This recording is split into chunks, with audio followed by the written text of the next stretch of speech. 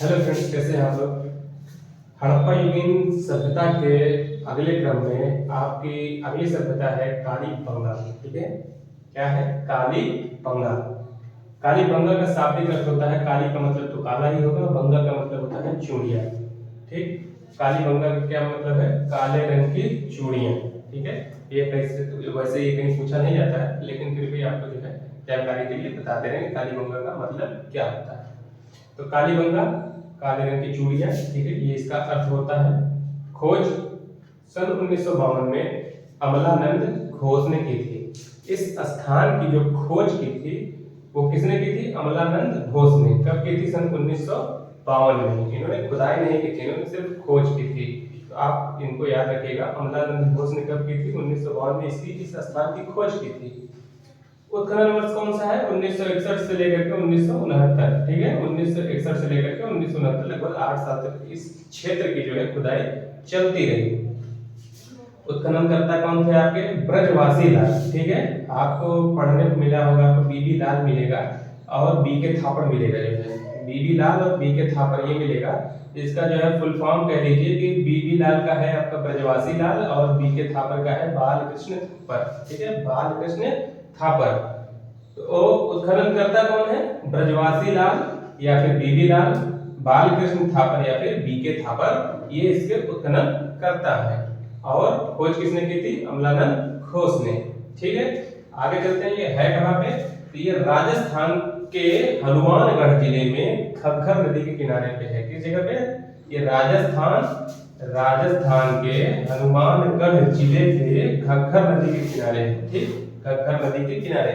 देखिए, इन सब चीजों में दो तीन चीजें जो है वो मेन इंपॉर्टेंट होती हैं, जो कि अक्सर ही वही चीजें पूछी जाती हैं। आपसे पूछ सकता है कि काली बंगा किस स्टेट में है, किस राज्य में है। कुछ लोग कंफ्यूज हो जाते हैं, गुजरात और कुछ राजस्थान में। गुजरात राजस्थान में अक्सर लोग कंफ्यूज होते हैं कि किस जगह पे है। तो ये आपको याद रखना है। तो ये आपको कैसे याद हो जाएगा? तो ये आपको याद होगा काली राज्य।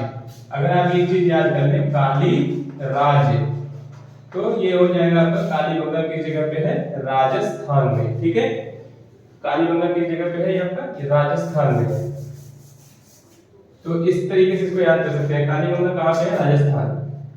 तो अवस्थित कहाँ पे है? राजस्थान के हनुमानगढ़ जिले में घग्गर नदी के किनारे। देखिए, अब ये पूछा जाएगा किस नदी के किनारे है, अक्सर ये पूछा जाता है, तो घग्गर नदी के किनारे है। ठीक, इसमें दो तीन चीजें पूछी जाती हैं। खोजकर्ता कौन है, उत्खननकर्ता कौन है, किस वर्ष खोजा गया है, ठीक है, और किसने खुदाई की। खुदाई करता कौन है, उत्खननकर्ता कौन है, खोजकर्ता कौन है, यही चीजें ज्यादा पूछी जाती हैं।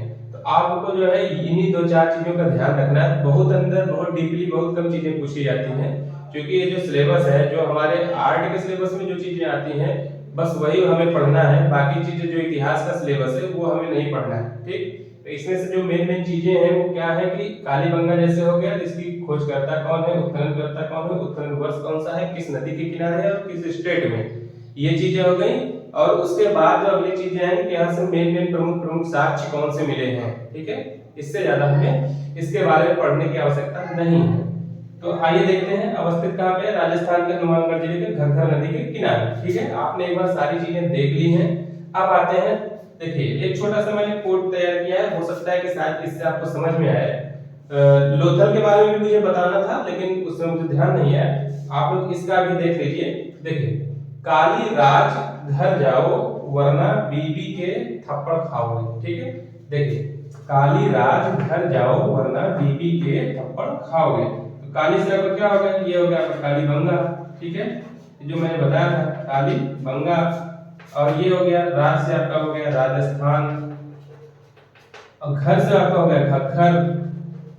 ठीक है, काली बंगा राजस्थान, घग्गर नदी के किनारे। ठीक है, काली बंगा, काली राज घर जाओ वरना बीबी के थप्पड़ खाओगे। तो बीबी से आपका क्या हो गया? आपका हो गया बीबी लाल, और इन्हें यही बी के कर लीजिए, तो ये आपके हो जाएंगे कौन? बी के थापर, बालकृष्ण थापर। बीबी लाल और बी के थापर। बीबी से हो गया आपका बीबी लाल, बी के से हो गया आपका बी के थप्पड़ खाओगे। तो काली राज घर जाओ वरना बीबी के थप्पड़ खाओगे।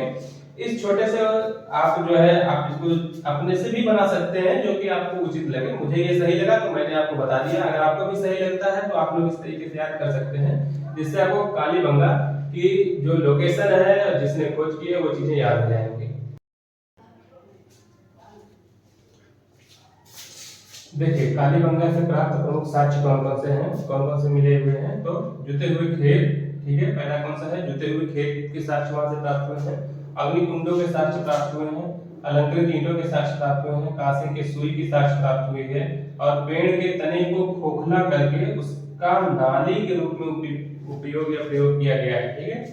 तो जुते हुए खेत, अग्निकुंडों के साक्ष्य, अलंकृत ईंटें, कांसे की सुई, पेड़ के तने को खोखला कर उसका नाली के रूप में प्रयोग किया गया है। और भी बहुत सारे साक्ष्य मिले हुए हैं, लेकिन जो मेन इंपॉर्टेंट जो पूछा जाता है वो चीजें मैंने आपको बता दी हैं। अब इनको याद करने का छोटा सा तरीका है कि जैसे जुते हुए खेत हैं, ठीक है, जुते हुए खेत, अग्निकुंडों के साक्ष्य, अलंकृत ईंटें, तो इसको हम ये क्या मान सकते हैं कि पहले खेत को जोता गया, फिर वहां की मिट्टी ले आकर के अग्निकुंडों में डाली गई और वहां से जो है वहां क्या किया गया, जो है अलंकृत ईंटें पकाई गई, ठीक है।